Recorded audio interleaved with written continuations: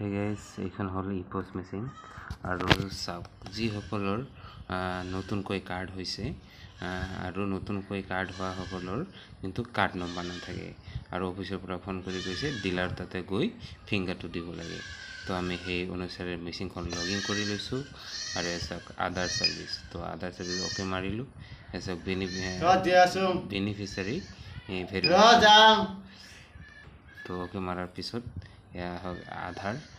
card number যেহেতু card নম্বৰটো আমাৰ নাই আৰু নতুনকৈ কাৰ্ড হৈছে তো এই আধাৰ সাৰ্ভিসত টিক মাৰিব লাগিব এটা টিক মাৰ্ক হ'ব লাগিব যে টিক মাৰ্ক হৈ গ'ল তো আধাৰ নম্বৰটো টিপিব লাগিব তো মই আধাৰ নম্বৰটো মই বহাই লওঁ তো মই বহাই ললোঁ আধাৰ নম্বৰটো আৰু এয়া টিপ মাৰাৰ পিছত ডাউনলোডিং মেম্বাৰ ডিটেইলছ চাওক এয়া কাৰ্ড নম্বৰত নতুনকৈ দুজনৰ নাম আহিছে আৰু মই ফিংগাৰটো লৈ ল'ব পাৰিম তো মই ফিংগাৰখন লৈ ল'ম আৰু এয়া নতুনকৈ যদি যিকোনো মানুহ যদি কাৰ্ডটো হয় তেওঁলোকে কাৰ্ড নম্বৰটো নাথাকে আৰু এজন যদি ফিংগাৰ নেদে কাৰ্ডটো সম্পূৰ্ণ হৈ নাহে তো আমাক দুজনৰে ফিংগাৰ ল'ব লাগিব তাৰপিছত কাৰ্ড নম্বৰটো আহিব তাৰপিছত আমি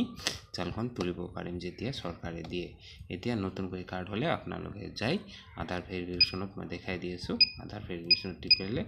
এসব আধাৰ ভেৰিফিকেশ্যনত টিপ মাৰি এনেকৈ আধাৰ নম্বৰ সিলেক্ট কৰি তাৰপিছত আধাৰ নম্বৰটো মাৰি তাৰ ফিংগাৰটো মাৰি দিলে আমাৰ কাৰ্ডখন জেনাৰেট হৈ যোৱাৰ আৰু সম্ভাৱনা বা হৈ যাবই তো এনেকৈ আছিল আমাৰ নতুন কাৰ্ডৰ হোৱা কেইগৰাকীৰ মানুহৰ ফিংগাৰ ল'ব লাগে তো ভিডিঅ'টো ভাল লাগিলে লাইক এণ্ড সাবস্ক্ৰাইব কৰিবলৈ নাপাহৰিব